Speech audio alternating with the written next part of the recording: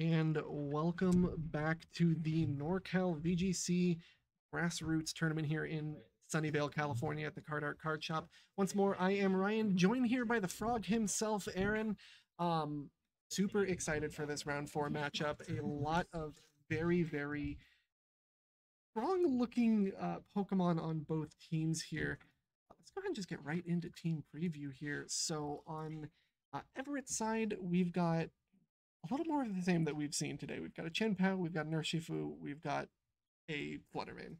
So I think these are mostly the same six, except for the genies at this Just point. the genies are different. This is as close to a mirror match as you can get without it actually just being a mirror match. And that kind of gets a little bit difficult to navigate. Yeah, on Everett's side, we got Thundurus. It's more of a supportive Pokemon, can do those Prankster Thunder waves. On Jonathan's side, we have the Tornadus that can, send out those Bleak Wind Storm. Has it, right? Yeah, so it is the Bleak Wind Storm on the Tornadus, and obviously the there's actually no Thunder Storm. I don't remember the exact name of the move, but there is no of that brand new signature move for Thundurus on Everett's side. However, the interesting thing here is obviously speed control is kind of going to be in favor of Jonathan here. He's got Tailwind on that Tornadus. It can obviously get off the ground quick with Prankster. However, there's a decent amount of just overall priority on the side of Everett. He's got the Sucker Punch on the Chien-Pao. He's got Aqua Jet on Urshifu. Fake Out is obviously going to out priority pretty much anything, even under Tailwind. I do believe that this Tornadus does have Covert Cloak, so it can't be faked out. There's no way to actually stop the Tailwind from coming up. But I mean, it is an idea, aside from Taunt on Thundurus as well. Yeah, I mean, at this point, you really don't need the Tailwind if they have so many priority moves. Everett's team has all the ability to kind of counteract against it. Yeah, it's kind of a interesting way of seeing how these two trainers are going to really kind of dance the dance, if you will. It's it's a mirror match that is surprisingly unique in how each of these teams want to play, and it really does just come down to how that genie is. It is a Terra Grass for Everett and Terra Grass Heatran for Jonathan as well. Mystic Water on both of them. These are just about as close to being the exact same sets as they can possibly be. Oh, Urshifu on Jonathan is Protect, where Urshifu on Everett is Detect. It is holistically different. These teams are nothing alike anymore. They're the same thing. So as we get into both trainers kind of locking in their final selections here, I do kind of just want to point out the Flutter Mane Heatran interaction is going to be super important in these matchups. I think whoever can kind of KO the Heatran first and enable their Flutter Mane may be in just a powerful position, but only time will tell as we get into the first matchup here. It is going to be the Chien-Pao and the Urshifu.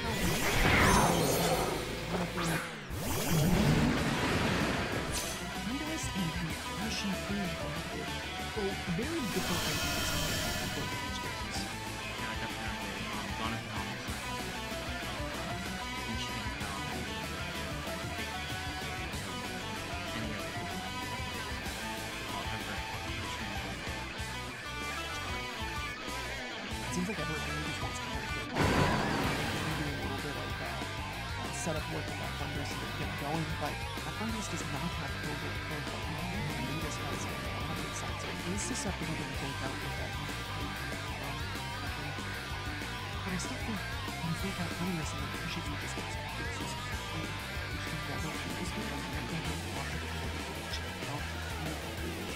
like into it, you like Urshifu, but Rillaboom into the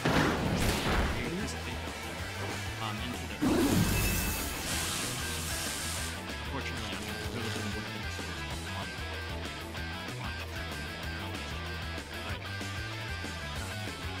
that I support that. Yeah, it's like we were talking about earlier, it's the duality of physical powerfulness feels really bad what it does. I actually do like the underrated Rillaboom there. If Rillaboom is going to be the way that you're going to take down this Urshifu, having even to be invalid this turn. Has to be worth it at one point. And this isn't going to be Thunderbolts. Isn't going to get you far here, Thunderbolts. It's going to do a little bit of damage to Chien-Pao, maybe break its focus sash, but I think setting up for success is really it. Pretty slow. Regardless of Rillaboom.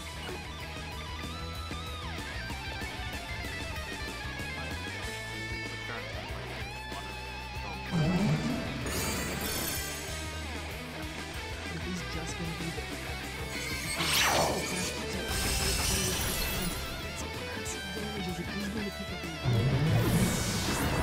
no surprises there.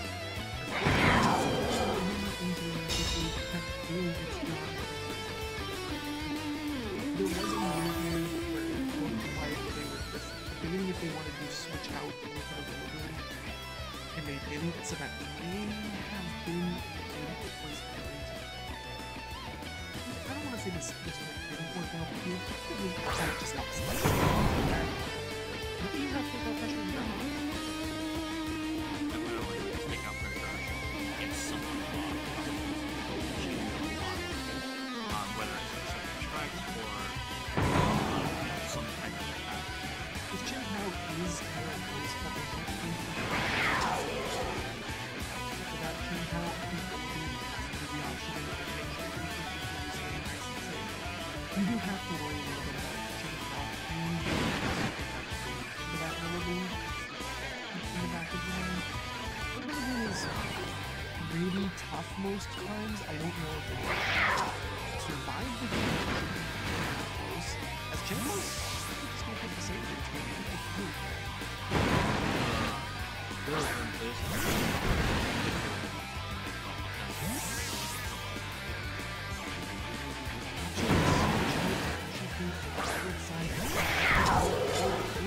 if we got a Chien-Pao of an owner, then it sort of means I could use the ability as surging strikes into the rapid switch.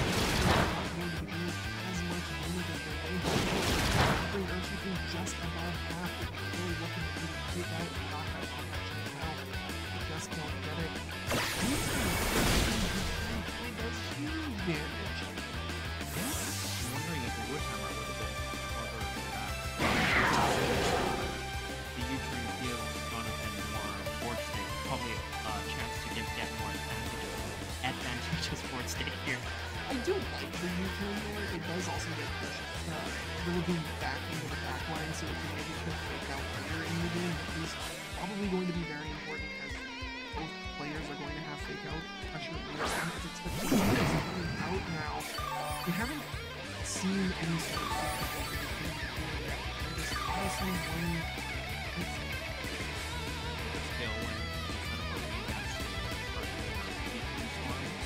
Sweet, but unfortunately we have that Chien-Pao that's so Chien-Pao is possibly threatened by this Urshifu here. Full health is really striking, short pick up the knockout. You gotta keep that ability to just keep moving and then wrap that surging strikes in the back of the head. It's going to see the first terrestrialization of this set is going to be on the side. This is Jonathan and this Arrow water on the Urshifu. Is actually the one who's going to feel for the side of Jonathan because he is going to outspeed anything. Strikes into the Chien-Pao. It is a very huge knockout. now send out his own. Yeah, how much damage did they do with that Urshifu? He could actually just pick up and have fast activity. It's not really, really low. It could be enough to pick up that Urshifu, but not obviously.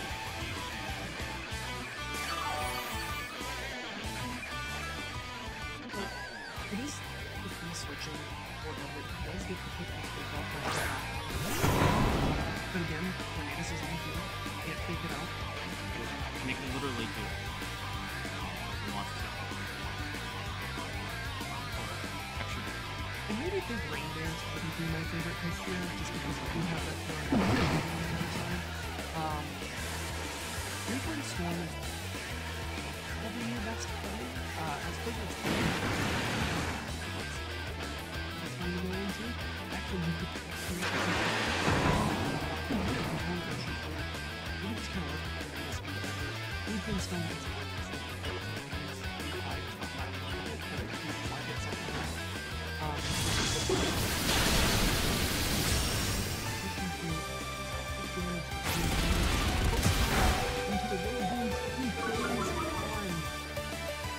that has to be because we saw the best chipping away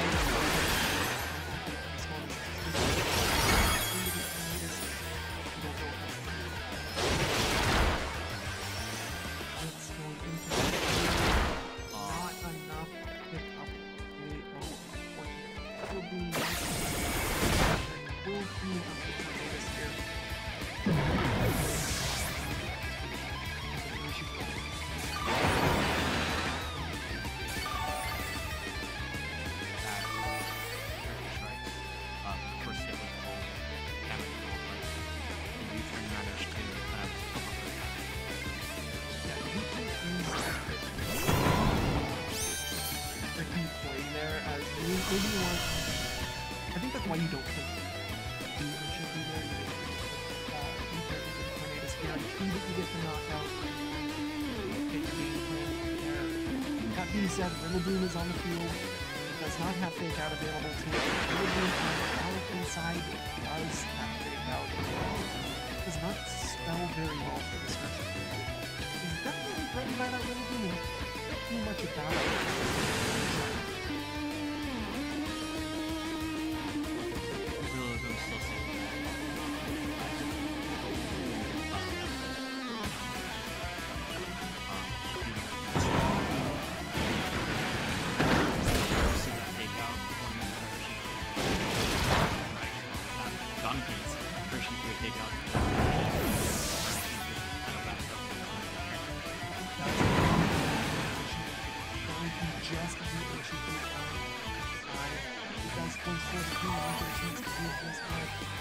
I think that may have been the last pair of Heatran that wasn't doing much damage, but it doesn't look like it was because the text did not pop up. But one turn left as they showed us there. Yeah, this is a bad spot. There's still one in the back. Rillaboom is just going to be a ton of damage here. I don't know how to knock out the other Urshifu, but Jonathan's Urshifu does get the job done. Or you can decide each other. So let's talk about kind of how that one unraveled, because we talked a lot about Urshifu, rather Tornadus has the ability to enable a lot using Tailwind. Yeah. That's kind of wasn't the point. Tailwind did happen, Tailwind was very impactful, but from the very outset, there was just a lot of pressure that Jonathan was able to put on, making sure that Fake Out was just an option, having that Rillaboom out early to threaten the Urshifu that had come out early forever. That's kind of a tricky situation to get put in.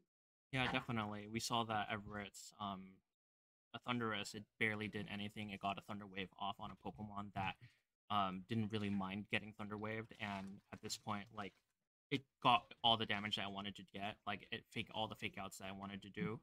Fake Out being one of the highest priority moves, aside from like Protect. You got Fake Out. It basically got its pressure in. Yeah. And that battle really can kind of turn if maybe one of those Fake Outs at the end gets paralyzed and now Urshifu gets to move and gets a revenge knockout. I still think it's a really big mountain to climb in that case. There is still that one Pokemon in the back, but it is kind of a tricky spot to navigate. I think maybe the Thundurus could have been a little bit more impactful.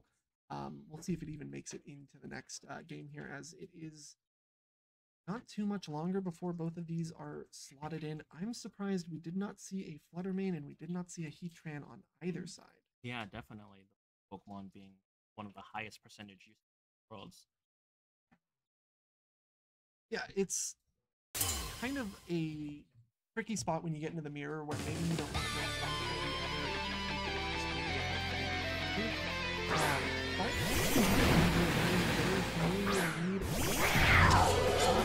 Tornadus and Urshifu is the Flutter Mane next to the Chien-Pao. The second anytime you've seen that Chien-Pao kind of hurting the Flutter Mane more than it's helping it, it's that Urshifu there, but it is a very, very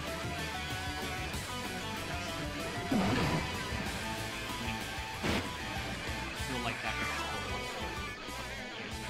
what that gives Chien-Pao. You know, maybe Jonathan's better on the icicle crash missing that thing. Yeah, it's a really, really tricky play to navigate as this Flutter Mane can do whatever it wants, like leave if it really wants to. It doesn't want to use that early pressure and just take it down into the strikes, especially when Chien-Pao is weak. It is actually going to switch into the crystallization of this water on that Urshifu. I can only imagine it's going to go into what was the Flutter Mane slot, making sure that it drops the knockout, gets the knockout with the water, and now it's just going into a not very effective hit. That is a good hit. Tornadus can kill when certain strikes can go into Chien-Pao.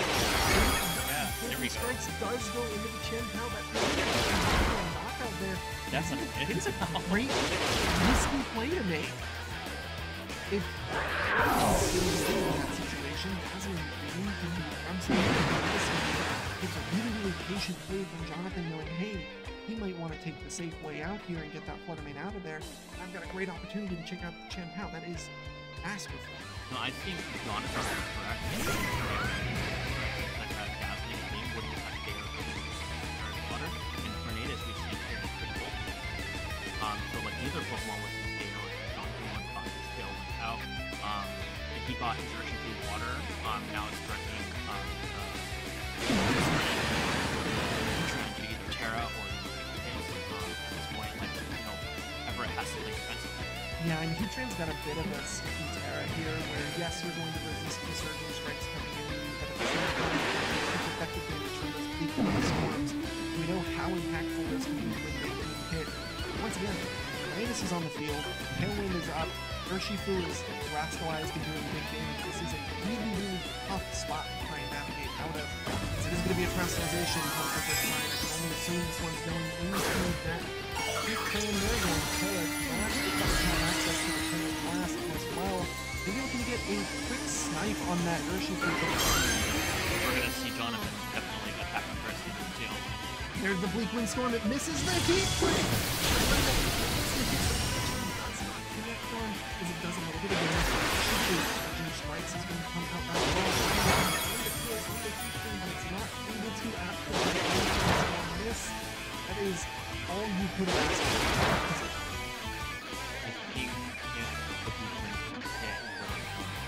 Absolutely. I mean,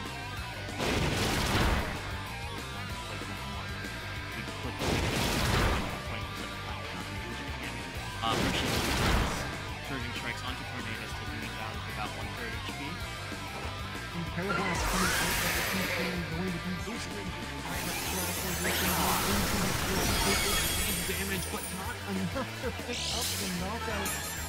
The invisible focus sash back to haunt us once again. We do see those Urshifu starting to build, trying to survive. We've seen Grass Heatran in Regulation D a lot. It's like probably one of the most used quote-unquote grass Pokemon here. So, you know, helping against it is probably one of the smarter things. All of my favorite grass Pokemon this generation. And I don't know fully how I got here, as Urshifu is going to take a bow, leave the field as it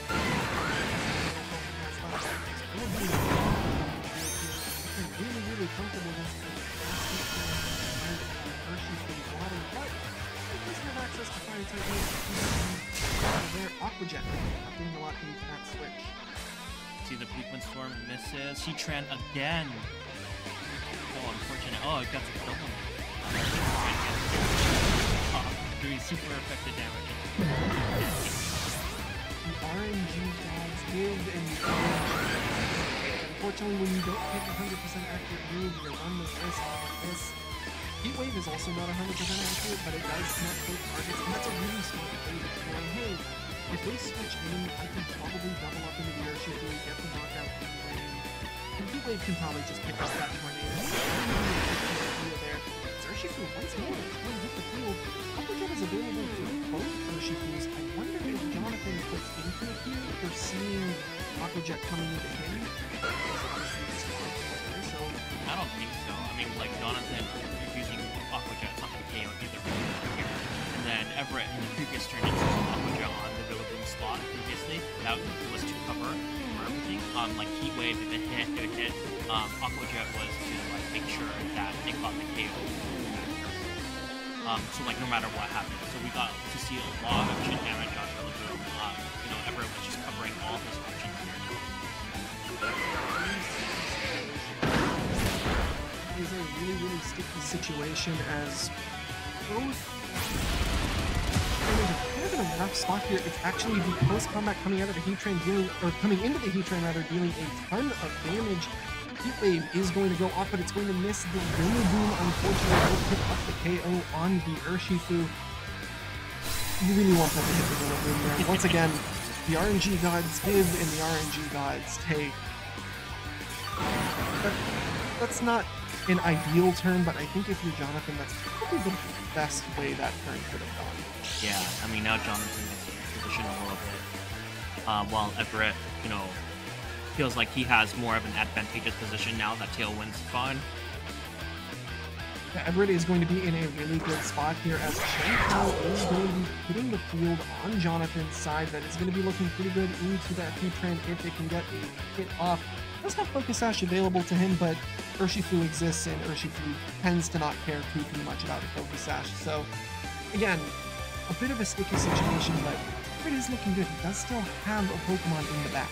Yeah, I mean, at this point right now, I feel like Jonathan has to call out some like sort of protects here. If he gets it right, you know, he still has a chance in the game. If he doesn't, you know, like for example, if he goes for an attack onto the Heatran here. You protect on the Heatran and then Aquajet into the Chien-Pao. It is the Icicle Crash into the Heatran. It is not called, as the Aquajet is going to break. Focus Sash would heal into the Urshifu. Picks up the knockout. In terms of how that game could, or how that turn could have gone, that was actually probably pretty ideal for Jonathan. He didn't take a ton of damage. Sure, you used the Focus Sash, but I would venture to say typically I would expect a Chien-Pao to lose before he can, so it still kind of feels comfortable there.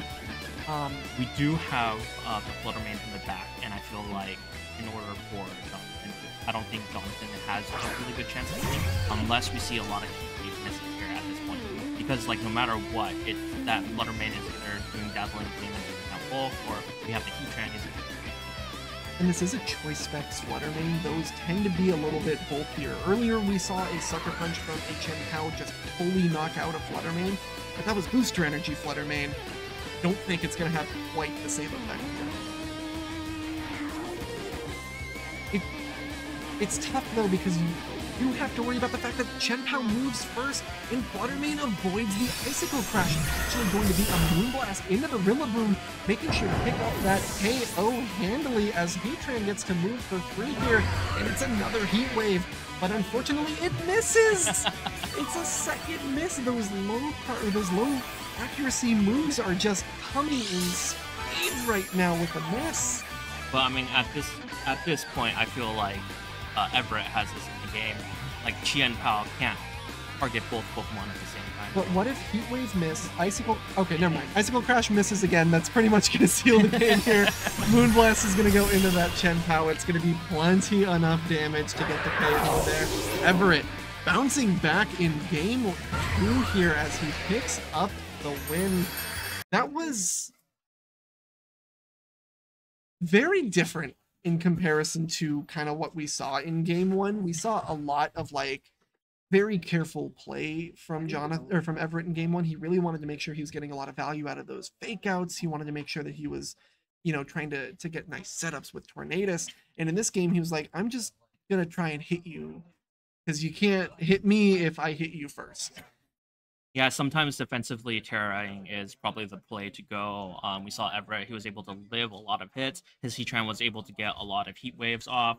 You know, to Everett's luck, we had a lot of those crucial Icicle Crashes misses.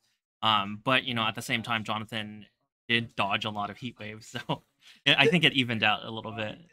I wouldn't necessarily look at that game and think, oh yeah, RNG was super in this person's favor, or RNG was super in like they both had a lot of misses. I think the double icicle crash miss at the end there kind of stings a little bit, but when you run a move that's not 100% accurate, that's the risk you take, and it kind of bit both players there. Yeah, one thing I'd like to call out though, Rillaboom having Assault Vest, it's been able to live a lot of crucial hits.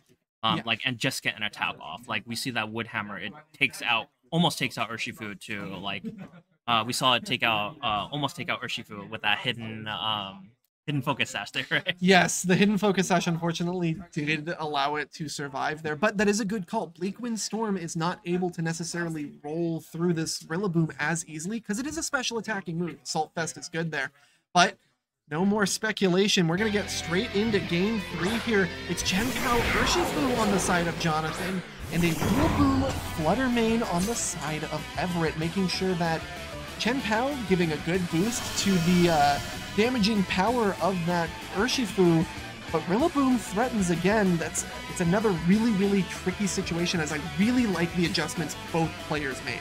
Yeah, I feel like Jonathan has a really good spot. He can use this Urshifu to target the Flutter Mane, or hit the Chien-Pao to target the Rillaboom, but he takes out his Urshifu water. Urshifu wants to just keep it nice and safe here, as Rillaboom is going to hit the field on the side of Jonathan to protect from the Chien-Pao, making sure it just stays nice and safe in the face of a Dazzling Gleam, potentially, as the Dazzling Gleam does come out. It's going to be going into that Rillaboom alone and dealing a decent little chunk of damage, maybe a third of its health, as you turn into the Chien-Pao. That was a coverage for that focus sash, and unfortunately does not find the mark there. That's a solid protect. Yeah, definitely. I mean, like, you're facing up a choice Pokemon here. Jonathan has a good idea of using Protect, just kind of scout out what move that it wants to use. Now that Jonathan knows that that Flutter Mane is locked into Dazzling Gleam while it remains on the field, he can play it around it. Dazzling Gleam is a spread move, so it's going to be doing less damage if there's more than one Pokemon on the opponent's side. And it is worth pointing out that Rillaboom on Jonathan's side has Fake Out available, where the Fake Out is no longer available for Everett's side. It's been on the field for a turn, it can't use that move. So there is the real possibility of maybe you just Fake Out the Rillaboom and go into a big move onto the Flutter Mane, and there's the Fake Out. Rillaboom will not be taking a move as the Icicle Crash goes into the Flutter Mane. It connects this time and does big damage, but doesn't get the flinch. Dazzling Gleam is enough to bring Chien-Pao down to just a sliver of HP, as that is a well-scouted move from both players there. I think you really want the flinch from that Chien-Pao, but not the end of the world that you didn't get it. That Fake Out is really strong. Yeah, definitely. Having Fake Out pressure is like 50% of the reason why you want Rillaboom on your team. So it's a bit of a tricky turn that you're going into now. Sucker Punch is available to just kind of knock this Flutter Mane out, but that Flutter Mane actually is Specs. It doesn't have the ability to protect against it.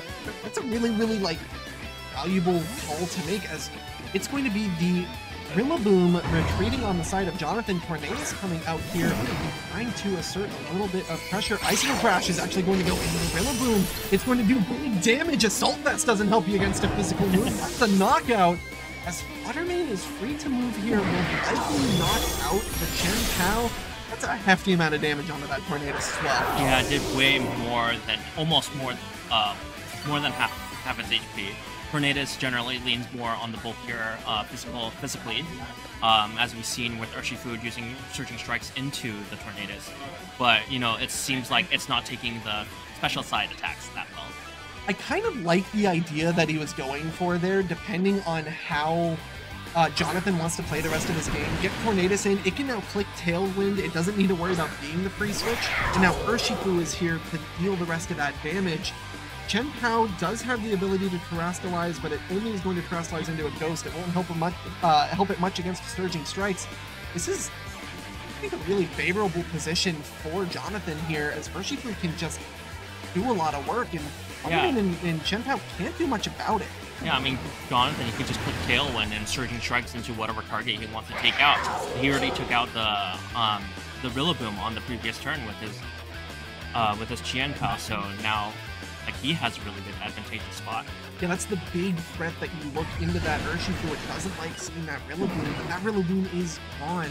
And we did get a little bit of a peek at what's in the back for Everett there. He does have that Urshifu kind of hiding and lying in wait. It's going to be a Terastallization. The first Terastallization of Game 3 here coming out on the side of Jonathan. Tornadus is the call, as it is Terra Steel. Maybe he wants to stick around for more than just one turn here, looking to survive the dazzling gleam that we know is coming. The Sucker Punch comes out from Chien-Pao and fails.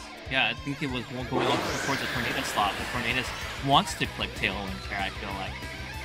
Just so it can outspeed. Aqua Jet goes into that Flutter Mane. It's going to be enough to take out the KO. Tailwind is set up. It is a great position to be in if your name is Jonathan right now. Well, that's a tough call on that last one. No, the skill one did make sense because you want to survive the Chien-Pao's Icicle Crash as well. I do like the Terra Steel quite a bit. I just think the call for Sucker Punch was maybe a bit of a risky one. I think you cover for Bleak Storm, you can knock out the Flutter Mane, and then you break Focus Sash, and Urshifu can pick the rest of that up. But Urshifu tends to click Surging Strikes anyway. I don't think necessarily that was the best line of thinking, if that's the line of thinking. And obviously, we don't know. As it's going to be a Terastallization on the other side. You see that Water Terra Urshifu. Terastallization looking to deal big damage. Everett back into this one, certainly not out of it. It's connecting to the Tornadus, and it's enough to get the knockout. A good call there, Zero. Tailwind is up. Tornadus is likely going to be going into damage mode. Not anymore as it falls off the field. This Urshifu, Surging Strikes into Chien-Pao, does big damage. His Focus Sash is broken. That's one, that's two. The third is certainly coming up. It is Urshifu against the world. And if memory serves, there's a Rillaboom back. Or Jonathan. Yes. Yeah. So, Surging Strikes, Terra Water boosted, is going to do decent damage into this Urshifu. It's maybe going to hit half health after that. See how the rolls I don't go. think so. It'll still be above not half. after that second one. Above Definitely half above for half. sure. And now Rillaboom gets to come out. Fake Out is the easiest click into the world. You can't protect against it because Urshifu's on the other side. This is a very, very favorable position. Yeah, you do something like Fake Out, Close Combat, and then the next turn, you know... You can Wood Hammer for free at that point. I feel Yeah, like you're definitely. under Tailwind for another 1 to 2 turns. You know you're going to be moving faster. This is just a matter of can Everett make a call to bring him back. I think it's a tough one, but call is it's gotta be made. 30 seconds. Select the move. It is going to be the Protect, making sure that it can't get faked out by that Rillaboom, but a damaging move can still hit it from the Urshifu. Protect is the call for Fake Out. Fake Out not doing much there. Urshifu is going to click Post Combat. It does hit through the Protect, a sizable amount of damage.